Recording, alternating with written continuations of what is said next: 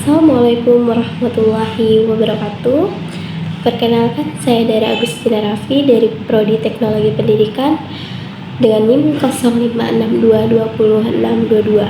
Di sini saya disuruh membuat tugas 3 dari matkul PJJ, yaitu tentang kesimpulan dari mata kuliah lain. Oke, yang penting ada di tutor masing mata kuliahnya apa. Jadi saya memilih mata kuliah salah satunya itu PKN.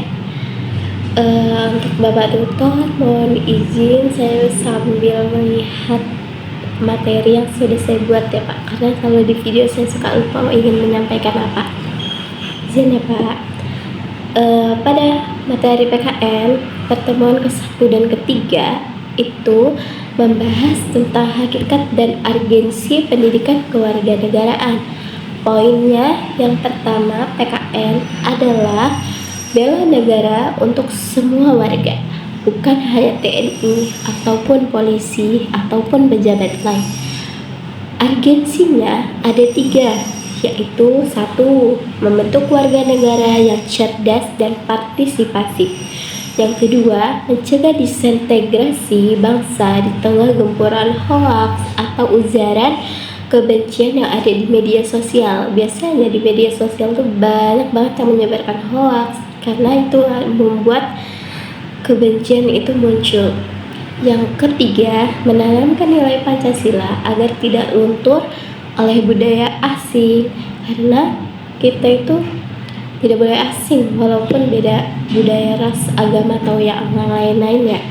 Jadi setelah saya belajar di sesi 3 ini, pada sesi ketiga ini, awalnya saya sadar bahwa paham hak dan kewajiban itu wajib hukumnya, supaya kita tidak mudah diadu domba. Yang pertemuan keempat dan pertemuan kelima itu membahas tentang identitas dan integrasi. Pada kedua pertemuan ini, 4 dan 5 itu fokus pada identitas nasional dan integrasi nasional Indonesia.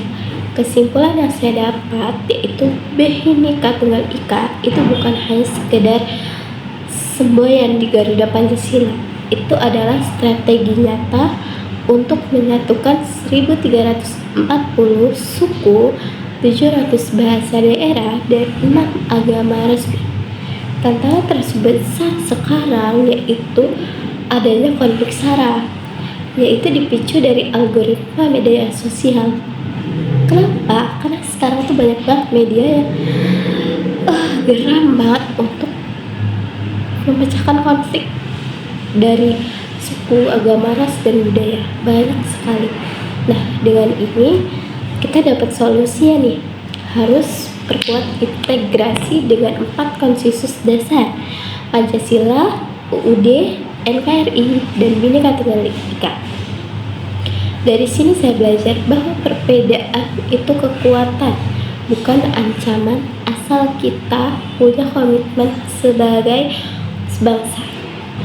Jadi saya sarankan kalau kita punya teman atau punya tetangga atau punya yang lain-lain yang kita kenal tapi kita beda suku, agama, ras, budaya, kita harus saling menghormati, saling sapa atau saling apa gitu ya, agar kita tidak menimbulkan konflik dari perbedaan suku. Kita harus saling saling menjaga aja deh biar tidak terjadi konflik gitu ya.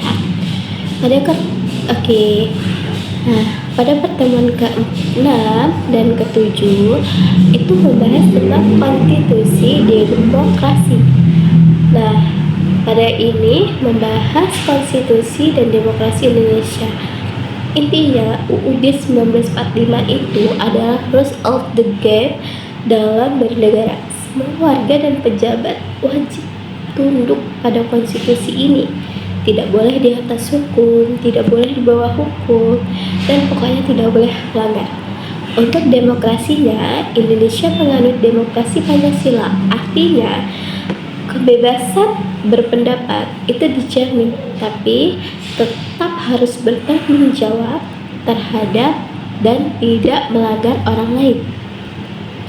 Pokoknya kita harus bertanggung jawab nih dengan diri kita sendiri, dan kita tidak boleh melanggar apa yang sudah jadi haknya orang lain gitu. Pelajaran penting dari 2 sesi ini, kalau kita semua taat pada konstitusi dan tidak golput, maka demokrasi kita ini akan sehat. Tapi kalau hukum tajam ke bawah atau tumpul ke atas, rakyat bisa narkis. Jadi kita harus pinter-pinternya aja ya, jadi jangan kayak narkis gitu. Oke, mungkin itu saja sih yang dapat saya sampaikan, Bapak Duta. Kalau misalnya ada kekurangan atau apa, saya mohon maaf karena saya baru belajar, dan semoga aja saya bisa memperbaiki cara public speaking ini ya Pak, karena saya orangnya tidak bisa bicara di depan kamera karena malu. Mungkin ini saja yang dapat saya jawab dari kesimpulan yang sudah saya jalankan selama ini pada materi PKN. Oke Bapak, terima kasih. Kesimpulannya belum ya? Oke, kesimpulannya, pendidikan kewarganegaraan bukan hanya tentang kompas moral atau untuk jadi warga yang cerdas, kritis, dan berkarakter di era digital. Ilmu dari 7 pertemuan ini bekal kita agar tidak jadi korban hoax ataupun tidak apatis dengan politik, dan tetap cinta dengan tanah air. Oke, sekian dari saya. Mohon maaf atas kekurangan atau cara penyebutannya, dan mohon maaf juga karena saya belum hafal dengan materi yang saya buat, makanya saya ini sambil melihat materi ya Bapak. Mohon maaf sekali. Sementing saya izin dulu. Demikian saya ucapkan. Assalamualaikum warahmatullahi wabarakatuh.